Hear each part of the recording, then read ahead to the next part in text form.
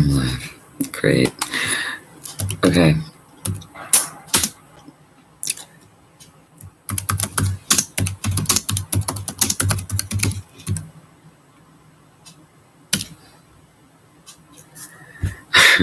Yeah, that's great. Okay, just one more thing, right? Sure. I came back up here because I don't think that I've been explaining this to people around me, my family, and I had an opportunity to spend some time with them over this weekend and everything. And I don't know if I explained all this before in one of my previous live streams, but if I did, I, plead patience. This would be a reiteration then, but I'm pretty sure I didn't explain it this way on my live stream. What the problem is with the Texas abortion ban number 8 is that thing called a shadow docket that is a state's right to have, okay? And it's legal for them to do this if it's an emergency situation, if it's an emergency issue. And I did mention, I said, but abortion is not an emergency issue. It's not in the state, and not in any state. We have a federal law that governs all that. So it's not an emergency issue. And what I'm trying to tell you is what this is for, and what a state is supposed to have that authority for is very real, and they should have it. All states need to have that. And this is what is meant by the state's right to self-govern, okay?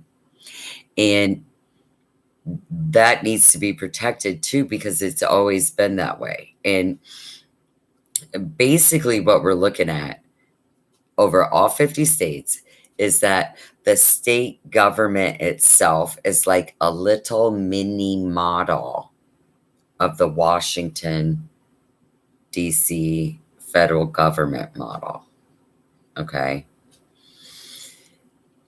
And then Washington, D.C. is its own city-state, which makes Washington, D.C. a little bit unique, but because it's with its boundaries or, coincide with other states, right? Washington, D.C. So here, our state governments, though, are like little mini models of our big federal government. All right.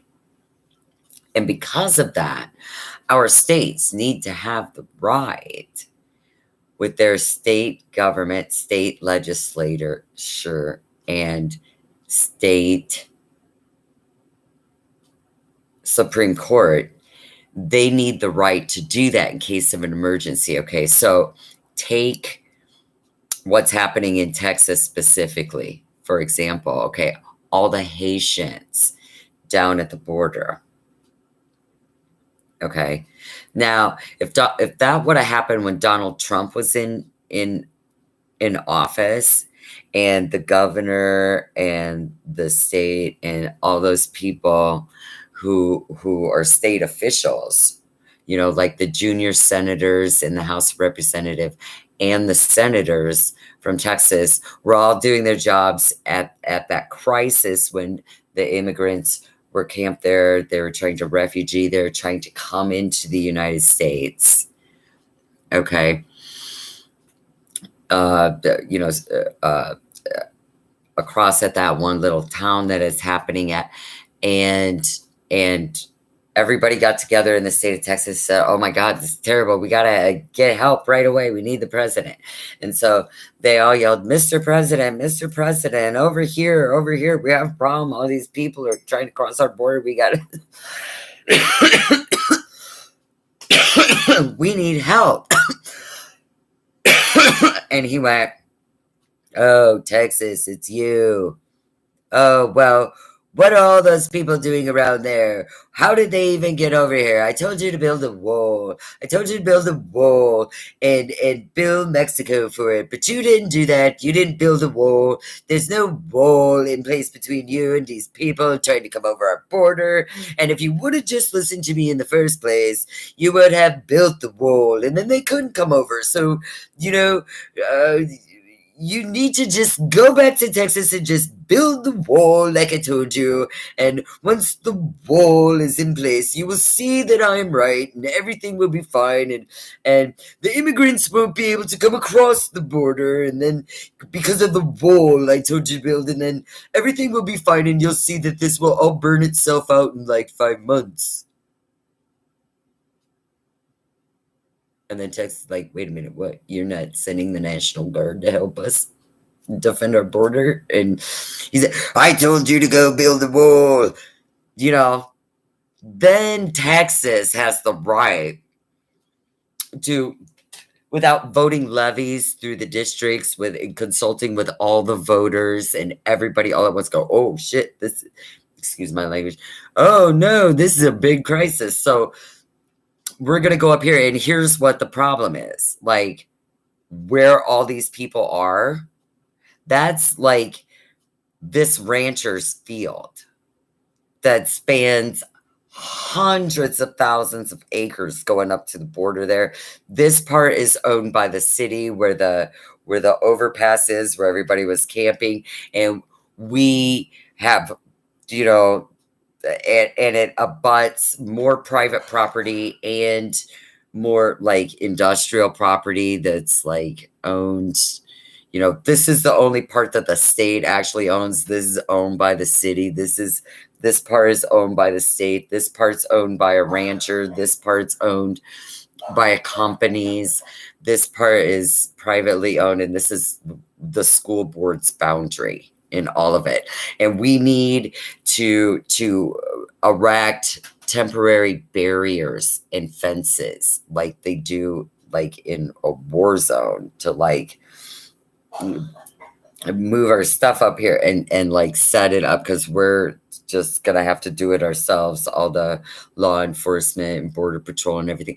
Plus border patrol and the government for the district, for the municipality, for the city, they have jurisdictions. Okay, we need more law enforcement. Who's gonna stand up there and push them back? You know, who's gonna keep them from coming in? Who's gonna do that? You know, we have to call. Now they're not sending us any help, so now we have to get, you know, law enforcement of agents in riot gear from Austin to come down here, and they have judicial jurisdictions. They're Austin police and Dallas police and stuff like that. They have to come down and like back up our border control. The law does not provide for that. The law provides that all law enforcement stick to their own jurisdiction. The law says that you can't just come up into a rancher's land and like cut his land off and his cattle off from their grazing for this summer and winter, and like his people can't get in the field to even make hay for them or anything, because there's like all these, you know, barriers and big concrete that you want to come up here and set up here because these people come, you know, stuff like that. But it's privately owned. You see what I'm saying? Then the state would have the right to be like, well, we're going to go up here and we're going to look at all this stuff that we have to do in order to fix this ourselves, because they won't help us or can't. Because depending on the emergency, it could be like, we're all screwed, do the best you can, you know. So the states have to have the right to be able to do that. And I'm not disputing that. And people shouldn't dispute that. You know, states' rights. They have the right to use their judicial powers to enact laws in an emergency situation, a crisis situation that's an emergency. They can do that because they have to. Somebody's got to do it, and it's got to be them. You know, if Washington's not going to help, or can't help, or not going to send any help, like Donald Trump loved to do, you know, then they would have the right to go and go, okay, we got to do it ourselves. So we have to look at all these things we have to do. We have to look at them based on the state constitution and state law, what we're trying to do. We have to find that that we have justification here to go in and make all of these changes to the law, the way it sits, even the law on like property lines and borders and, from one city to another, and people's land that's in the way and everything like that, and things that are like state property and things that are like city property. And so that's what the problem is here, you understand. But when that crisis at the border happened, President Biden sent the National Guard. Okay. He didn't do what Donald Trump did concerning the issues confronting Donald Trump's administration while he was in office, which was just to talk like I just talked about everything. I think that, if you just go back and build the wall like I told you to, you will find that I'm a stable genius and a very good president doing a very good job for you. That kind of shit. That's the way he talked the whole time. Instead of doing what he was supposed to according to law. And now Texas just like out of their minds with what they're doing. And the governor yesterday banning federal COVID vaccination mandates. That's just straight out. It's straight out an illegal form of disobedience from our own government officials. I mean, United States government officials. I'm not from Texas. I'm from Iowa. So, but it still affects all of us here in America watching this happen. I'm going to give you guys just a few seconds if you're listening or watching.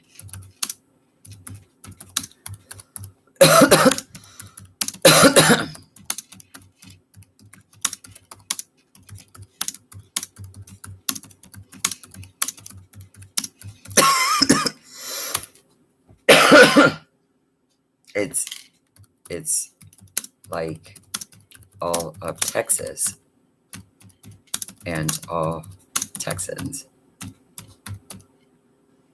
and all people in Texas just got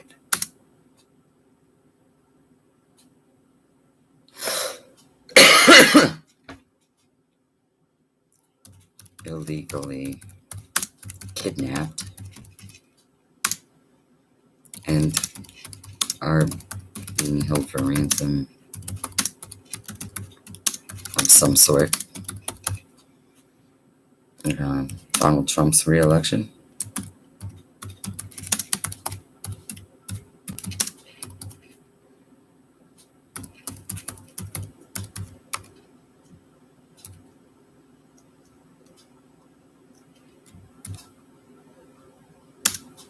As hostages as such.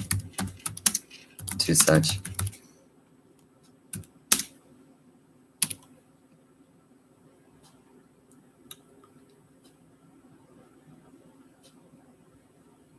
It's like all of Texas and all Texans and all people in Texas just got illegally kidnapped and are being held for ransom of some sort. Donald Trump's re-election?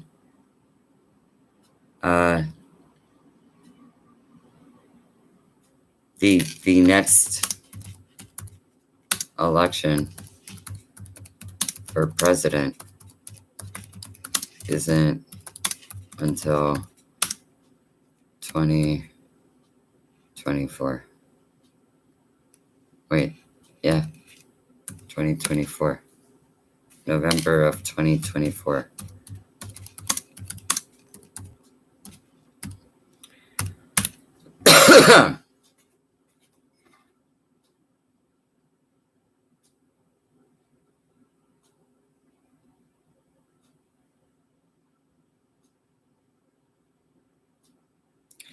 So I'm really worried.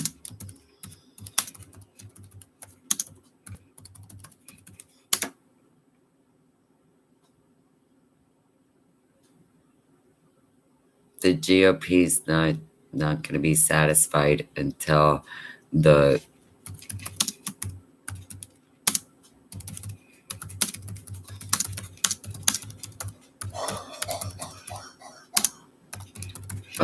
their own civil war within the GOP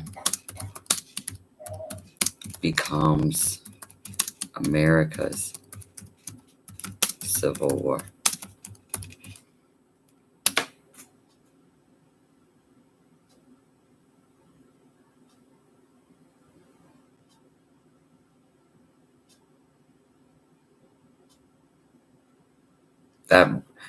That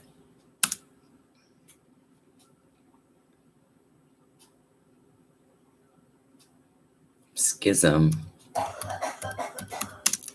in their party that affected our government from top to bottom occurred on the side of the GOP. No matter what way they want to portray the portions as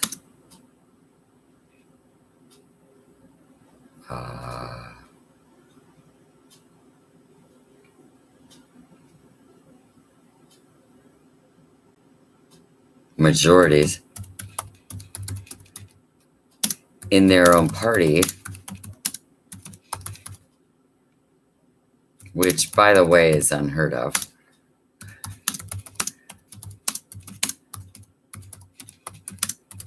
To begin with,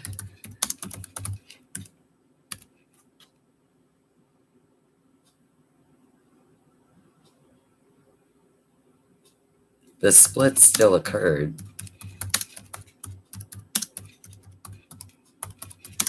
on their own side. The GOP side, not the Democratic side.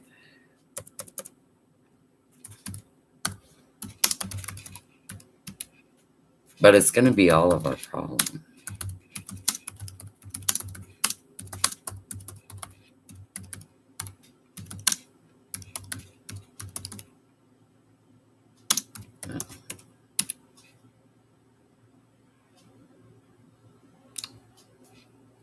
So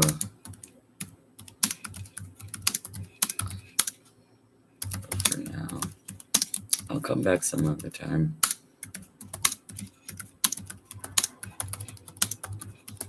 And maybe read a poem.